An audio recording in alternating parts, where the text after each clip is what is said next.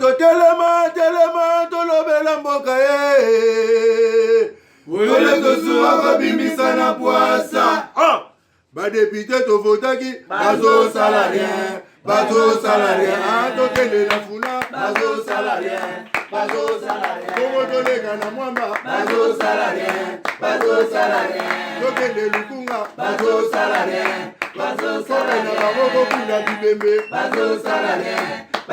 L'isolo ya Palou, bato mususu bazolo ba Palou disait Koufa, Palou on est permettait Kabila les lois ça à 18 ans, Palou favorisait Kabila la muyibi na destruction ya pays, bato balingo ka susu la Palou te ay Palou et papa Gizenga na sala mabe, pour no tchara Kabila pena poa. Bato bele ba regretter hein. O Kabila yende mutako tia Kabila na Mukongo atie Kabila na Mukongo Kabila semblerait à cracher le peuple congolais et les un solo to za lokuta moroyo kangolelo lelo tunito bali solo ya Palou oyo obi romo baise bato lelo tozo mona bato batelema ngo baloba wana banani ba mettre te ba Gili ba Gilles ceux ba parlementaire debout auto yeba ngato soit pour na yeba c'est qui mingi ya Palou. Bon en fait comme la plupart ya ba parti politique ya mboka na biso et vivant kaka soki mutumoro azana soki bango bana bokonzi de ba parti politique bon na ba militaire bazala permanent minanzela IDPS bien sûr que tout le monde na bango na ba comment on appelle ça na ba parlementaire debout belé botema yebo mais parlementaire de belé ya IDPS comme kufa bato ba mo diminuer tellement ba ozela misala ba ozoate bato ba diminuer ba mo baye et de même aussi na Palou na maman papa Gizenga bi premier ministre muzito eko bima bango nyonso ala ba bima o lelo papa Gizenga atela bango bilo olia na mesa ba pesa ye mu Kongo lelo papa Gizenga kufi Palou Kabwani mwana Gizenga zui ya yelokolo o mususu azui mwana kasa azui mayobo azui oyo pa azui so ke koto biso neto na mikanda so mais c'est quoi ça donc bozo comprendre ba parti politique ebele et vivant ba dirigeant mingi ba mona mbongo ya ndo monde ba tianga ba conflit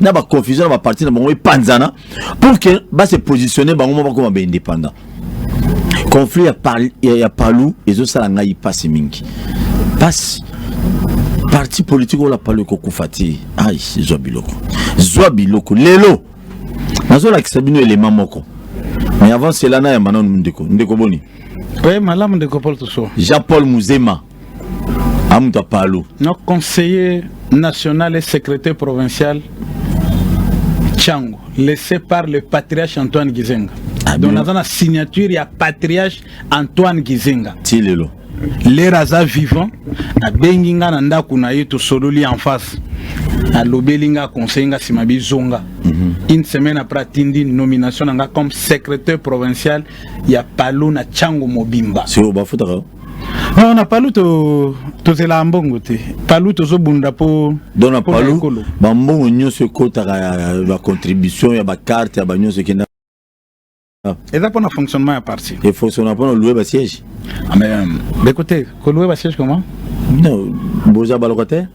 Le rôle la PPRD.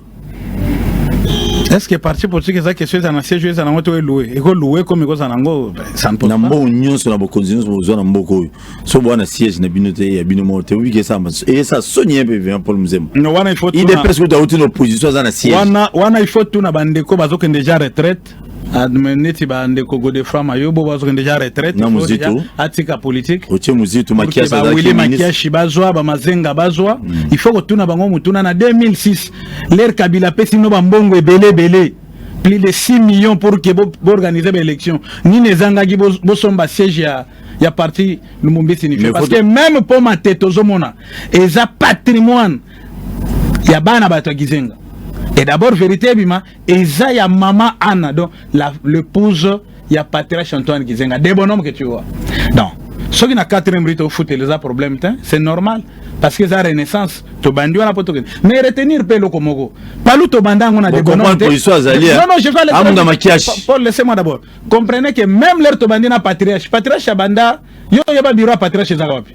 Nanda Unai. Ah voilà. Le secrétaire permanent, Mandeko Sala Moussa, nanda quoi patriarche. ando samusa na biro moko te de bonhomme to yengo ka lobi awat est-ce que to zalaka même na pongabi awa to zalaka na biro na pongabi siko référence à biro apalo pesa wapi ya pongabi ya ndako ya patriarche ya kanas voilà question na tunyo muzema nana besoin na yeba pona nini palu na ba million nyonso oyo makiash azalaki ministre so combien de fois makiash Willy makiash pourquoi tangi mayobo azalaki premier ministre était Antoine pona nini zotina ngana tanga mayo ngana tangi pe muzito muzito azali premier ministre non makiash bazano ba jeune to tanga ba jeune yendali ya mbongo palu celui siège était to tanga mayobo mais ba mpako balie ba mbongo bien eza ba mayobo ba mpango donc makiash atika oli ate 2006 2011 wana mozoma mipikuma Kabila azotinda ngo pour que to gérer parti mais groupe mo bozo liango mais Paul to zokende rapidement eloko liboso ucholo boye touchengo lobi palu conférence aussi la nazo peso maloba merci to zoni na régie na la besoin to landa pour to beta lisolo kito bo tshela biso elema ya extrait ya discours ya Lambert Memas azaka ministre na moment ya Kabila ba jota na mona bino tianga méchant to bolia bala bonga na bino déjà mais kongo bonga na ngote yango ne kana nga o palu o banini yango ne bino ba konje union sacré ba ministre de boyo anto boy baji to kama lobaya lobaki e bona zongi na mona mboka Paul Muzema Zobiloko République démocratique du Congo, parti lumumbiste unifié Palu. Le secrétaire général. Communiqué officiel.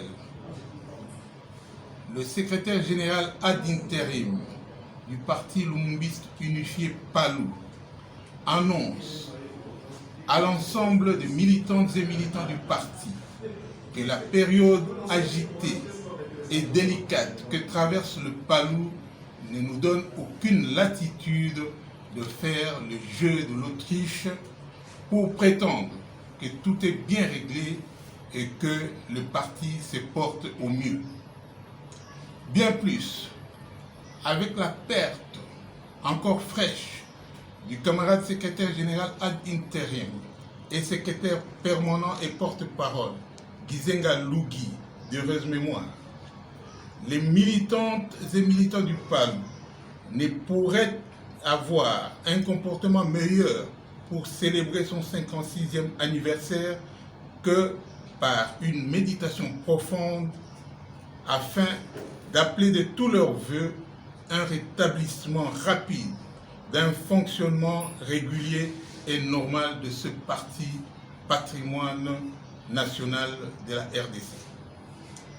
Quant au message du camarade Godefroid Mayobo relatif à cette date, l'ensemble des militantes et militants du PALU ainsi que toute l'opinion devrait savoir, tenant compte des circonstances évoquées plus haut, que selon nos statuts, bien que le secrétariat permanent soit la structure attitrée pour l'administration courante et quotidienne du parti, il est également clairement énoncé que le comité exécutif est chargé de l'exécution des décisions du bureau politique suivant l'article 25 de nos statuts. Mais dans ce cas d'espèce, aucune instruction du bureau politique n'a été donnée au secrétariat permanent dans ce sens. À cet effet, la direction politique du parti informe les militantes et militants qu'une réunion extraordinaire du bureau politique se tiendra demain, samedi 22 août 2020 à 10h. Au cours de cette réunion, il sera décidé entre autres de la date de la prochaine matinée politique. Le peuple vaincra, fête à Kinshasa le 21 août 2020. Sylvain Ngabou Chumbu, secrétaire général ad intérim.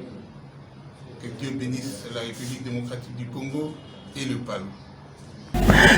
Zobiloko Paul Muzema Jean-Paul Muzema nyonso ezaka yo bengo JP bengo JP tolandi no elema ya maloba ya Lambert Memas ezaki na circonstance ni après liwa ya camarade Lugi esengaki to fêter anniversaire ya parti lumumbiste Palou. Alors tout le monde qui a fêté yango vite tu ko fait la logi to ko sala sous fête tende to ndako sala mayobo na ba précipitation na ya ko wela pouvoir depuis kala a weli ke pesa communiquer non to ko sala boy or les rona bazaki si basangani ba pesi déjà pouvoir et pas ya ndeko Sylvain Ngabou le camarade Sylvain Ngabou oyo landi wana yenda zalaki lokola secrétaire général ad interim le lenge ndeko mamesa utiko lo bawana mais mayobo précipitamment sans pouvoir sans qualité abimi les jambango ko ça ba militant non to ko sala ko non ndé to ke recadrer et pour le recadrer camarade oyolandi parce qu'il y a sous camarade parce que jusque là to bengana ka mayobo na parti il est exclu il n'est plus militant c'est pourquoi zo kana bengaye camarade no bengaye mayobo et camarade na continue non te batu ki bien te beta biloko bien bet bo bengana mayobo na parti non mayobo kala kutu chef du parti mo wasi bengana mayobo kala le chef du parti c'est-à-dire qui le patriarche Antoine Gizenga bengana mayobo kala on azoloba ba militant nyonso apalo ya solo ayebi yango ke mayobo si ba bengana ye mais pour le moment lisusu l'air toyo ki yema to moni bon baza quand même ba doyen ya palou même azokende retraite mais bozongisa za la pembeni nde bazongisa ye mais kozongisa nzoka nde bozongisa susu na benga ye nani prédateur na kati libota mayobo mais oui prédateur ah ben oui beta biloko bien beta biloko wela sou eloko aleki alobi oyo faut aloba mais en réalité nde to ke recadrer pour nous sabi non pour que yo le kakolo il faut bureau politique pesa en matière dès lors que bureau politique pesa en matière te yo ko le kakolo beloko moko te alors eloko camarade to fêtanga na méditation oui et les mémoire ya Lugi non na mémoire ya parti ya na nini c'était ezalaki quand c'est mon anniversaire il y a parti comme ça je me trompe encore voilà ça là qui pour anniversaire il y a parti na biso ndeto fêtant toujours na méditation sans que ça la manifestation moko mais moi vous voulez déjà se précipiter là c'est le camarade Moutake kozong senanzela regret la ngeza pona ministre na biso parce que wana za tata ndako non mais Lambert mobali ya mama Ida aza tata ndako bango baza bato il faut na kama kiashi mais oui bazala na bango pe ezaka ka moi d'inquiétude amike mais bazali po ba yebi ke bakolanda mayobo te ba mo baza batoyo si basali na palunyo se faut basala si basali baza sunelo kwa sika ko memate c'est-à-dire bango si ba l'équitant c'est comme si mutoto lwa asi abimi mu pepe de azoke de retraite politique même Tshisekedi ayina ngozo la nangote mais ça sur batata mikolo te bato basala kala banini oyo déjà si baliele ba mbongo belebele ba souvenir à mabena mitoba militant toi nango supposate et d'abord soki la ba militant parlo ba clairement que une fois ndeko na biso wana lobano soki yaza mukonzi mwana parlo mota somba même vélo même li papa wana komende ko wana te no ngotanga soko mbona yete mais quand on entend la code déjà bien parce qu'il y a d'autres personnes mais il y a moi na palo solo oya yebi oya landinga minute yebike na lobeli nan na lende ko de fama yobo talo ba bongo eza loko bomba bani fois de mayobo mais histoire ya solo ezanini ndeko Paul na eko expliquer na bana palu lokuta oyo ezotambola lelo oyo bato bazolinga kozala honnêteté or mokonzi ya mboka alingi lelo totambola na bosolo comment parti palu et fonctionnaka bino boloba mokonzi ya mboka nzamba alinga na vérité bino mokonzi voilà mais non likolo nzambe na se bakonzi non parti palu fonctionnant leur chef du parti a Koufi le patriarche Antoine Gizenga l'air a Koufi son fils Lugi était secrétaire permanent ils ont un mot de parti non what is an ndenge Koufi moi na non moi na zesha na Kabila le père pardon moi na zesha na kati masolo comme secrétaire permanent papa Koufi au lieu que moi na directement a s'autoproclamer banamo CGA azelaki parce que toza na congrès le chef du parti lui-même à ce moment-là et le bureau politique suffit permanence ainsi de suite mais avant d'être à Telemi jusqu'à ce que le bureau politique se réunisse on a zoloba so que ça na monto abina kosi aya na mesa na yo a contredire nga invité nga na yi Le chef est mort. Ah, bino bossé va combat cash. Voilà. Chef Akoufi, Lougio avec secrétaire permanent, fils même. Biologique et chef. Non, on a ces spécificités qui comme en mon CGA. Tété. Azelaki, bureau politique et Sangani est désigné comme secrétaire général ad intérim. Congrès. Il a préparé l'organe sur le congrès. Moi, je pas l'anda sur le loco. Il a préparé l'organe à congrès sur le secrétaire général, chef du parti ad intérim, Lugi Gizenga. Il a nommé Madame Dorothée comme coordonnatrice du congrès. Ndeto bandi processus ya congrès. Processus ya congrès est organisé par Sylvain Gabouté et banda qui n'époque ya Lugi Gizenga. L'era Koufi ndeto sangani lisusu.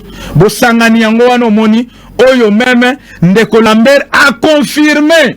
Parce qu'il y a un kama yobo. Nazo tangue parce qu'il y a tangi mukanda na lero wana toza ya ko sangana biso nyonso. Problème ezate. To sangani biso nyonso to confirmer CGA Ngabu azala secrétaire secrétaire général du parti ad intérim appartient à même son nini na congrès to reconduire madame Dorothée. Ndeto continue. Donc comme quelque part le prédateur s'est dit non, c'est moi. Le prédateur nani? Les camarades de Komayo, on a bien que camarade parce que j'ai exclu du parti, azasu militante et nandenga solo. Nde Mayoba tombo dit non c'est moi. Donc alinga s'accaparer pouvoir comme si tous sous une époque il y a jungle oyo kola muganatongo lobi ngainde. Très bien. Or Lugi, que je termine de copain, accordez-moi 2 minutes seulement aussi Sambango. Or l'époque il y a Lugi ozaki mwana ya chef. Asala ki eloko wana te. Comment Mayobo asalango? Dès lors que pesi bo sangani, mikanda po to signer na réunion wana, ezali onde ko Mayobo a signer. O ndimi CGA Ngabu amema biso na congrès ezali. Obengi nga na lombangu nyonso mbele na ngena ya nango. Mais to suki wana te, lera tia makelele batumsio libanda bomringa no parler ko panzana te. Babengi biso. Je vais citer les noms. Bete biloko. Nani? Dada Jeannette Kabila bengi biso. Babenga ke dada te, bengi Jeannette Kabila. Non non Dada Jeannette. Non non, honorable. Dada wana ya linga ngusu. Voilà, mabete. Depuis marché de la liberté longwa na fondation. Non non, talaza grande dame. Tolo bato vérité mais c'est bon, voilà. Bon. Dada. Abengi biso na fondation Musée Laurent Désiré Kabila. Tokena ndeko ancien ministre oyo uchikolanda auchikotanga mukanda wana. Biso nyonso na réunion wana to sangani. To yokani. To ndimi ndeko Sylvain Ngabu a continué kozala secrétaire général du parti d'intérim mais Mayobo asengi nazo bakisa mutu aza simananga na simanaye azala CG adjoint Nico Lambert notre ancien ministre mon vieux que j'aime beaucoup batie na simanani ya Sylvain Ngabu to signé ba PV à réunion ezali to bimi na tongo nango c'est comme si notre vieux yobo a été piqué je ne sais par quelle mouche a changé na maloba non ngai toujours na ndimi mais écoutez 2 jours après à quel bosso l'état fundi na matete na 4e ri afundi makiacha fundi Ngabu voilà voilà babengi bibo yaka yebisa biso nini babengi biso to keto présenter nyonso tala document tala place c'est notamment prouver biso que yoza secrétaire permanent qui oza na pouvoir wana statut le bien ngote mukanda mo côté oh mais papa ozol roso bokonzi ya fatika na ndenge na omoko kaka te wana bokonzi palu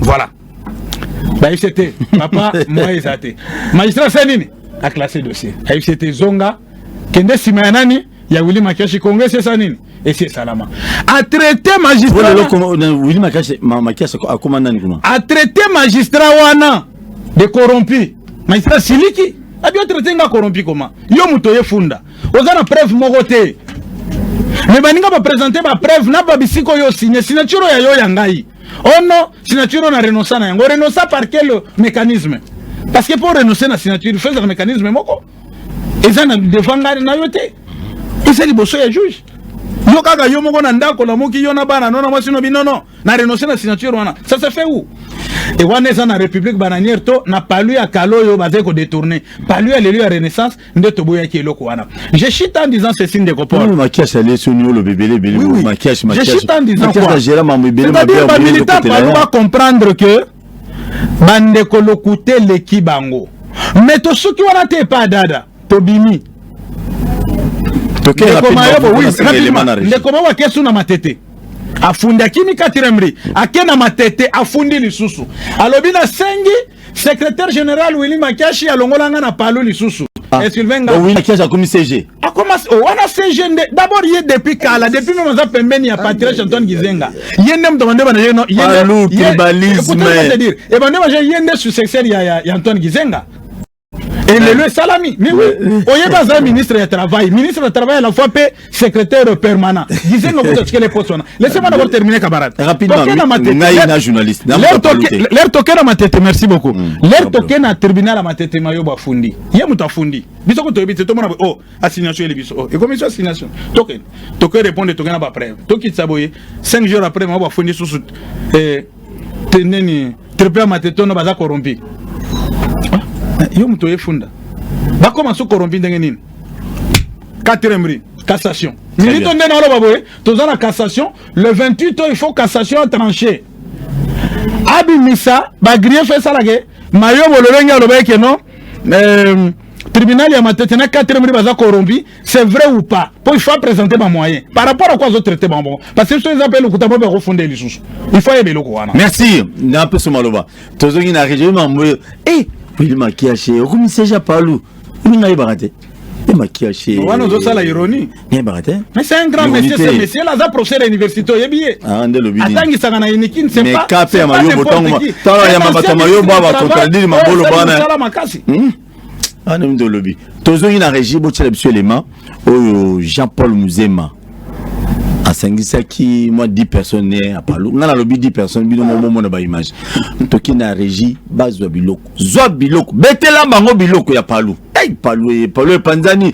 Papa Gizenga Kouvi, Palou Panzani. Hey, Palou Mawa. Pas parti politique, sur papa Koufi, moi on a remplacé. Sur moi on a Koufi, moi on a casse. Alors, et Simbité. So Palou le Ozobo Ming. Il y a tribalisme. Maka. Parti mobile, mais ça va ndundu. Zoé logo. Toké. Nano comité matondo toleki elera okoma to représenter binoye parce que azouta suforko. To bengi camarade Ada Kilomba, directeur chargé de la jeunesse. Ce qui s'est commis à télé matomona ye. La décision de convocation du congrès. Longolanga ba décision basala ya congrès na nganda yo tribunal longolanga yango ba longola décision oyo ba longola ye ba longola décision oyo to salako congrès longo yo moibité tanga la décision portant institution de la cotisation spéciale congrès. Yo siko lobby awa toyoki ke osali ma congrès ozolingo salisa congrès na le 22 olobi ba otia pe osenga cotisation mais décision oyo esenga cotisation yo lobby ke tribunal longolanga toujours son unité. Notre Congo sera toujours uni. Il gardera toujours son unité. Il faut qu'Atanga, Kassa, Iléo, Équateur, Oriental, qui forment les Congo, Et aïe Congo, Congo, et aïe Congo, et aïe Congo,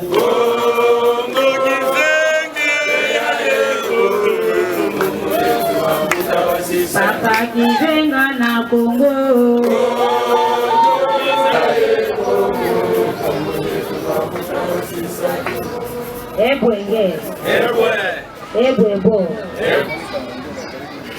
Le peuple, tu peux se charger jeunesse rapidement message pour que après ça va jeune va tomber à toi. C'est biso.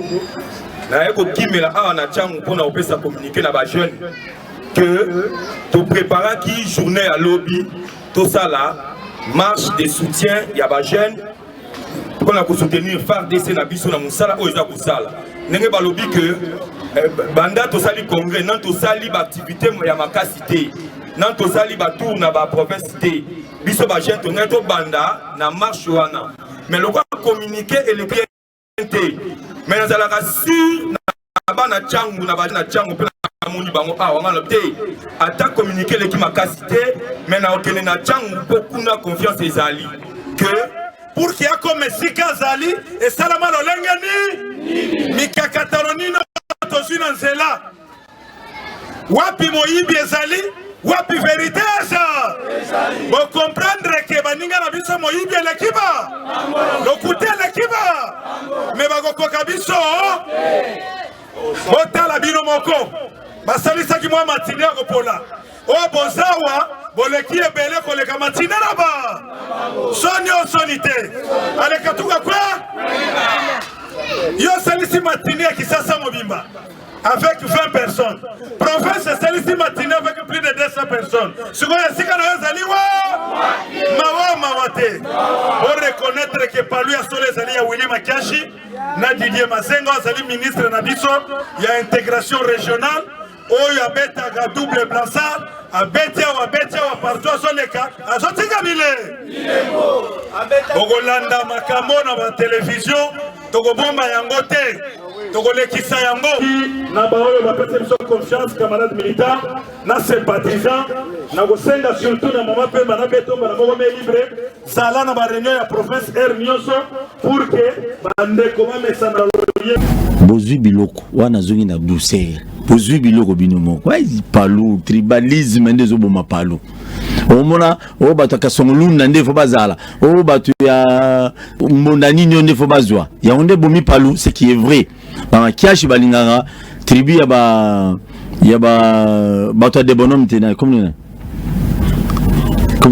les vieux prédateurs prédateurs comme il y a solo numéro mayo mayobo donc Willy Makiash et kola ba Willy Makiash na mayobo na tribu na bango epesa ya onde pesa bulu na palu ce qui est vrai c'est ça tribu o balinga za dirigé par tribu o c'est ça les grands problèmes à palu hormis ma politique et loko wana zo dominer na fight ndekopol ya kokosate ndekopol na kosite na lobi vérité le lo palu oyo ya renaissance lokola congrès salama qui est déjà pour na batu nyonso et d'abord nazo senga ba ndeko nyonso non je termine ndeko Paul nazo senga ba militant nyonso ya palu botika distraction boya sima déjà ya camarade Willy Makashi Didier Mazenga na Kiluba c'est là je vais vous répondre messieurs les journalistes parfois aux informations malamuté palu lelo ya renaissance c'est dirigé na 3 personnes o baza bikolo te ndenge ngome na bikolo tala mamba bikolo te tokea c'est bikolo nous avons Makashi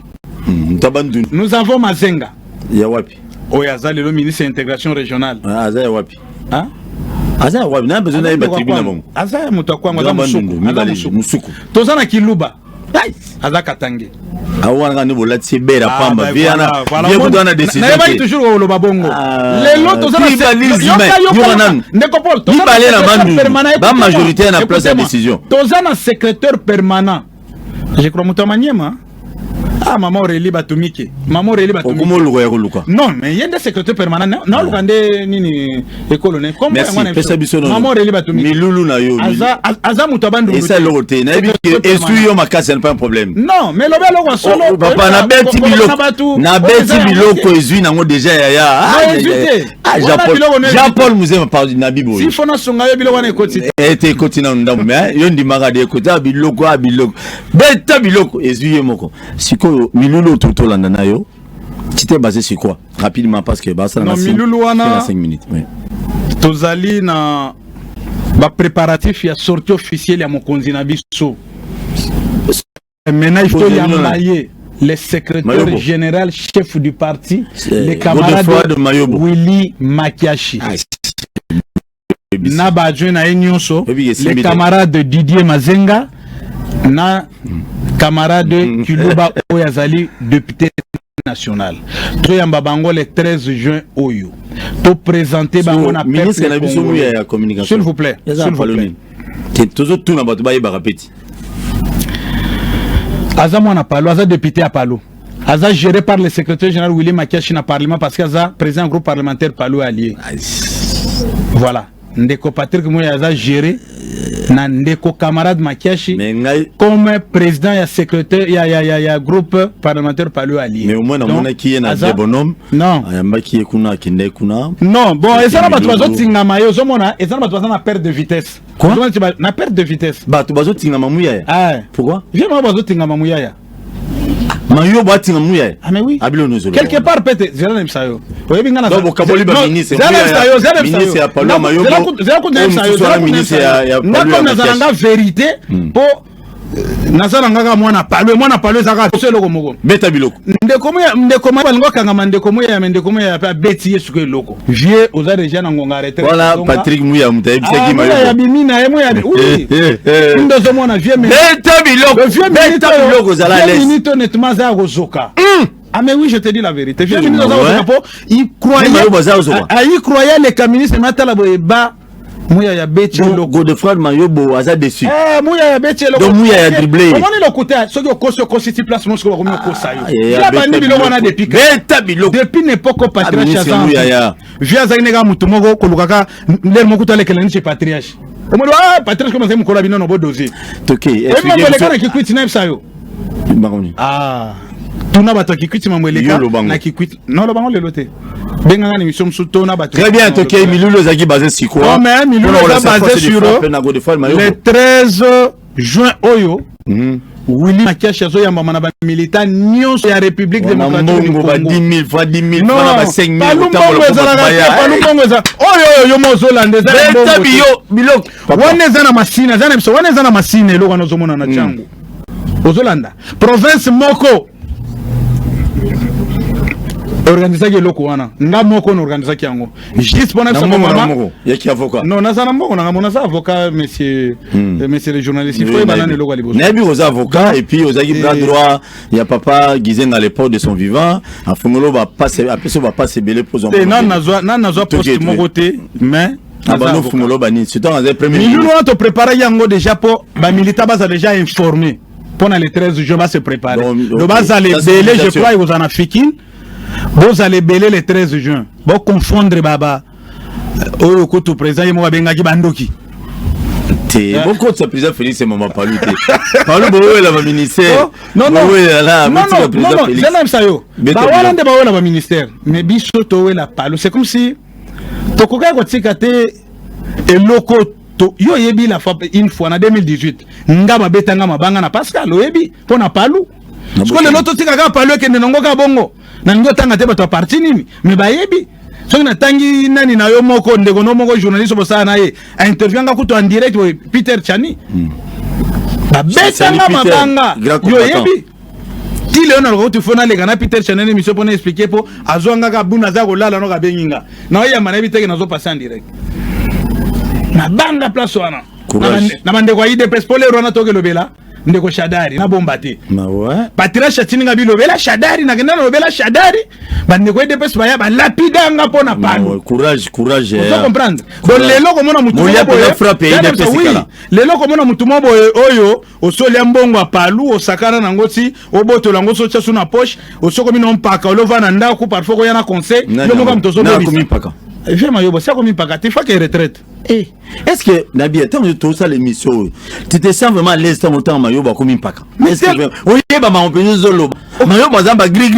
obi po gris san talio ngala lobika na prévenir yo via ça komi mpaka komi ngonga retraite bango batikeli ba conseil ya Palu do bakoya baza conseil na ko invité azala pembeni ya secrétaire général Willy Makachi pour na sa conseil parfois mais ya mabete ndenga bande ko sala depuis kala wana est-ce que tout conseil ya bien. Très bien. Conseil à ma bête au lignan ngote ya ko panza bana baro parce que na yebi siko ke plan ya vie maebo depuis kala zaka ya ko panza Palu yango penso panza ngolelo mais ko panza na te mais ya Makachi plan Makachi za gini non ya Makachi unité depuis kala unité depuis kala ti lelo Makachi unité ti lelo donc le 13 juin déjà e ko yinda sikoyo na ndenge ngote ndeto ko tsa batu ke non Palu ya solo eza toujours vivant. D'abord, vous allez inviter. Il faut couvrir l'émission. Merci beaucoup. Manifestation. Merci beaucoup. Donc, Palu ya solo eza ko exister. Ko ça peut na ba konzi mboka. Na ye moko pe fachozo ko na mboko ke non. Soki DP c'est ça. Aye ba ke Palu pe ezali donc yaya tata koko ba parti politique aza toujours aza ko exister oui panzana koko ba parti politique c'est vrai ba vema na baneno nande bangonde bato simbaki palu lelo lokola ba koli azonga un peu na retraite avanda bando pesa bande ko conseil atikala no Willy Makashi ndeko Didier Mazenga Mouyaya pourquoi pas c'est un jeune comme moi le secrétaire adjoint Didier Mazenga oyo ministre double Blanchard oyo azalaki na transport atiki bilembo kuna baba atiki bilembo te atiki otumo la ngai atiki bilembo président conseil des ministres 52e conseil des ministres batinda Mazenga wana na vice ministre justice baki kanga ba pop privé kanga te ah soje bi la vérité on se lana si c'est là yo beto biloko ya yo beto Mazenga vanda na to beto masolo pa azan intégration régionale yo ka biloko minene soko beta ko tika so ba emprunter ngati na transport mais voilà mais sinon tozo yamba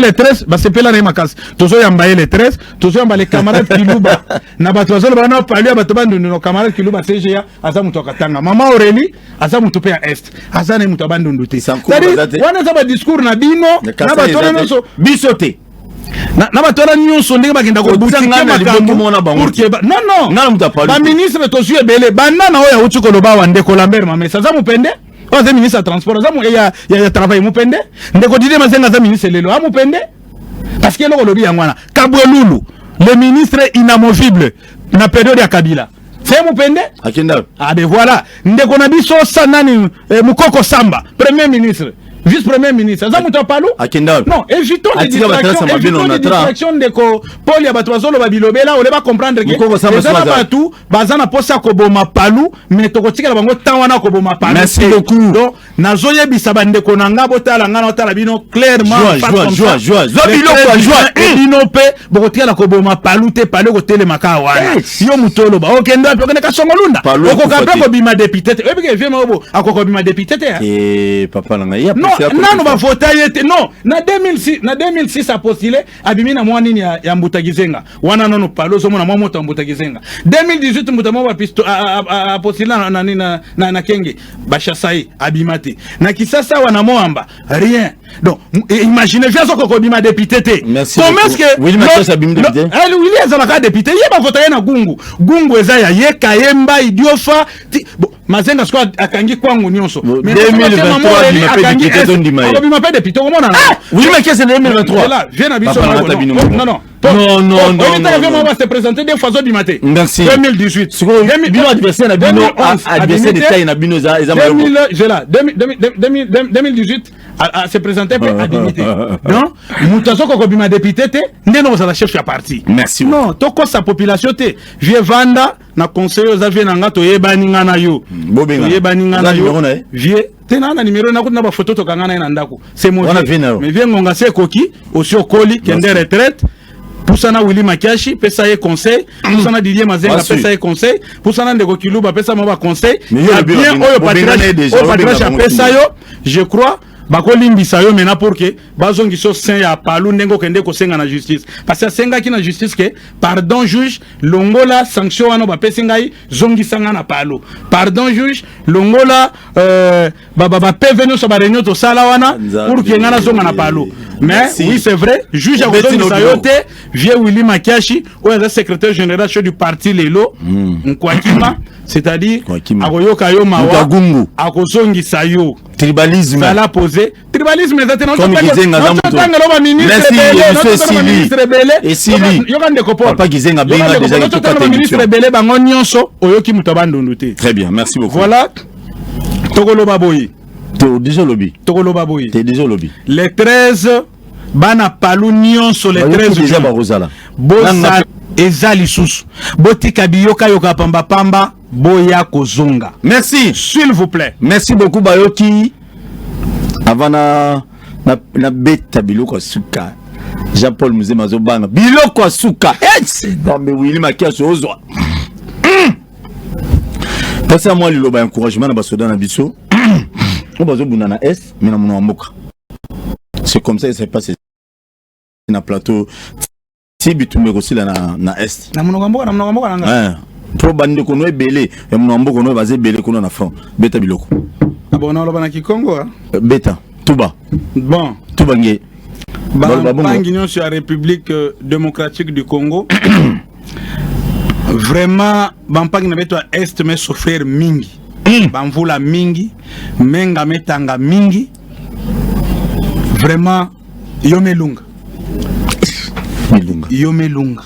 Nzema pa kizenga bimi. Ata litanga mosi ya menga lungu tanga dia kave na ressortissant nyonso yansi na beto ya République démocratique du Congo. C'est pourquoi Mumelomba na benu nyonso sans distinction ya ekolo, aux provinces, aux territoires, aux villages, aux tel non, beto soutenir ba soda na beto FRDC bisika bokele beto tout la bonne ma bonne limpla beto kena ulanda na télévision nande ko Patrick Muyaya. Merci parce que aussi zongi bien mais faut que j'en parle à 4e rime c'est là ben nous landa na télévision de ko Patrick Muyaya organiser yo na ma bonne li na nyonso beto soutenir bo parce que beto nunga tour pepe ko kota immédiatement pe mbalamosi na est du pays. Merci. Voilà message à mon persona beno bana Congo. Merci. Nzemuni papa kizenga banoli nga mingi na palo. Nzemo papa kizenga banoli nga mingi ai viki zenga oyo. Ya nzemo banoli nga mingi bo na bosana ngo. So na yembi oyelo baono te yemba nonga te beta mo lo mombango. Mbula likolo tuke beta mombango. Zwabi beta bilok mo nzemo papa kizenga banoli nga pona mémoire papa kizenga kenaka boy palo ko tibulueke beta bilok Japon mzemo. Gizenga yale, gizenga mbaku munene. Aïe. Non. Non. Ana boya mo. Ouais, na c'est awale la pamba. Aboyi. Kitora to. Merci na baino sobolandi biso. Pesa nga 1 minute pona beta setene loko atina. Te rapidement parce que minute ici to débordé déjà. Tozo senga unité au sein ya parti le Mumbis unifié. To sengi na bandeko nyonso même baza côté ya Mama Dorothée côté ya ancien camarade mso mayoboyo les rois pia kozonga le big bien ko bebisa na parti bino nyonso boya sima ya secrétaire général chef du parti Willy Makiashi pour que tome ma palu liboso division zo me mabiso isika mon côté ndo moni to komi ko perdre même biloko mineno il faut toujours Pona yango bozala ebele le 13 juin place to yamba les camarades CG Mayobo père ozala na bandeko ke oui to même camarade Mayobo et l'ancien camarade Mayobo aya à soutenir secrétaire général naye na Jeannette Kabila oya Palou kende liboso parce que Palou ezaka moko. Merci. Na ba image ozana komona yangwana oyo ezo kamba mana camarade secrétaire général Willy Makiashi nande ko dine mazenga na kiluba bino nyonso boya sima na bango pour que to me ma Palou liboso. Merci bo s'abonner massivement à la chaîne Abiso ya YouTube. Merci na ba chaîne partenaire Bolexato soit Paul. Vraiment na linga bino trop na linga bino pe ba kino na ba kino trop na beta masolo moko te to kota nyonso. Dimanche na chaîne Abiso ya YouTube à partir à 10h. Hey, biloko na beta tu na beti yango biloko on a bangi lango déjà avant na mona comment il peut sa biloko de son père na peso mbote bien kozana na Kinshasa babi ti jeune ozonga taba de son père mususu poto mboka bakoko no yango tokutani prochainement. Merci beaucoup na bandeko no so IDPS bandeko PPRD bandeko ya Lamuka bandeko ya nyonso dans l'ensemble au bazo soutenir bon te ngala loba ya Palou na kabolate o ya Palou o ya ACDP parti bienvenue Lio Tanjoli na bandeko Lio tapo mutuna yo on siko au moment de ranger na des annoncés bino nyonso ni ensemble on restera toujours ensemble tout simana loboko et surtout pour na bituma ya est bandeko nanga tout tika ba tendance politique tout soutenir FRDC na biso ba gagner bitumba tout ça là les sous moko tenza masala les sous tatine biso ba congolais te tout ba congolais parce que tout ça ba congolais tala lelo bandeko ba kufa di primo 30 mais lelo nza masala na nzela tata mokonza mboka na mokano ya zui état de siège lelo to komo kama kimi kotina est na CP mutumo ya PP parmi batu babomaki Congo pendant 18 ans on azali PCA ya SNEL à ce point de presse à lobby abi état de siège on a un mois ici mais il faut prolonger na CPL et on a le babato PP de nous soutenir ba mabe ata ba bomaki Congo na minute ba mo le mois malam pour ba yeba nina ko se sauver mais on est ensemble pour na kimezo na mboko na biso ndeko na peso mbote. Oh, wabi mota coronavirus on dit ici mais tu comprends. Merci beaucoup, te retrouve prochainement. Merci.